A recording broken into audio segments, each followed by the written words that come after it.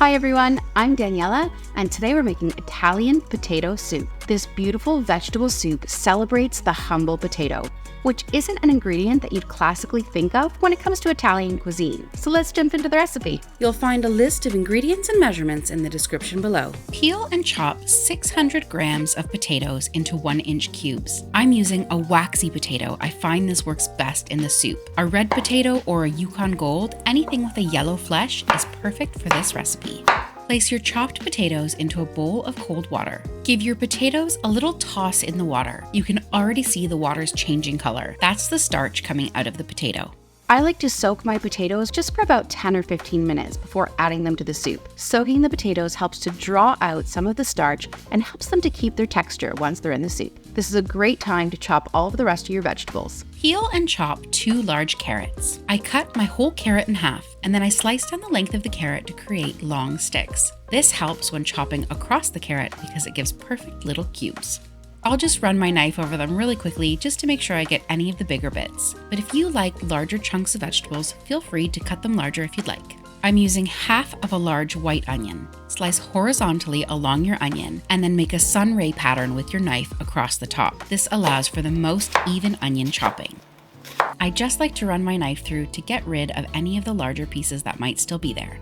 Finally, our celery. Remove the stalky ends. Slice lengthways down the celery and then cut into small pieces. If you're nervous about cutting the full length of the celery like this, chop it in half first. It'll make cutting it lengthwise a little bit easier. Finally, we'll roughly chop a couple of garlic cloves. Smash to remove the skins, take off the woody ends, and give it a rough chop with your knife. Then sprinkle them with a little bit of salt and run your knife over them a few times to get a really fine chop on your garlic. Using a medium to large saucepan, set your heat to high and add in a few tablespoons of olive oil. You don't need to use a cast iron pot for this. Any medium to large pan will do. Once our olive oil begins to shimmer, in goes our carrots, onions, and celery. After a few minutes, your carrots should start to pick up a little bit of color and your onions and celery will start to go translucent. This is the perfect time to add in your chopped garlic. Give all of your vegetables a stir so the garlic gets a little bit toasty.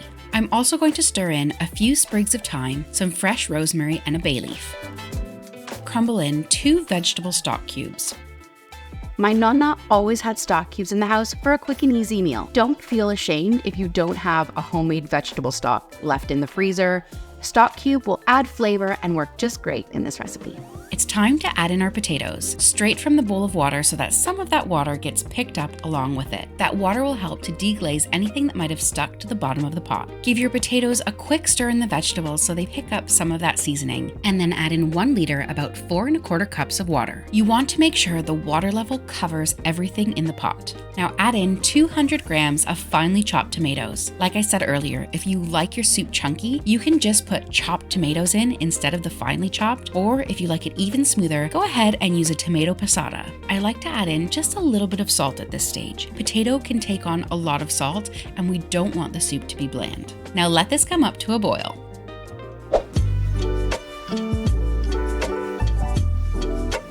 Once it's boiling, turn the heat down to medium and pop your lid on slightly ajar. That will need about 20 to 25 minutes or until your potatoes are fork tender. Towards the end of the cooking process, I like to finely chop a handful of parsley. This adds a real brightness to the soup. Give your potatoes a test with a fork, and if it goes through easily, your soup is finished. Give it a taste and season accordingly. Mine needs just a little more salt. I'm going to fish out the visible herbs, the ones that I can see. If a few make it through, it's not the end of the world, but any ones that are sort of floating to the top, I'm just going to pull out with a fork. To finish it off, sprinkle on your freshly chopped parsley, give it a stir, and enjoy. This is a great recipe to use up any leftover vegetables you have laying around.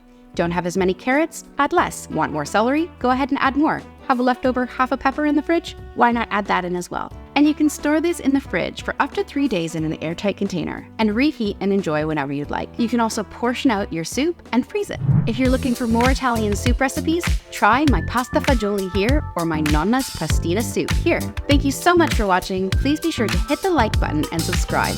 I come out with new recipe videos every week. See you in the next video.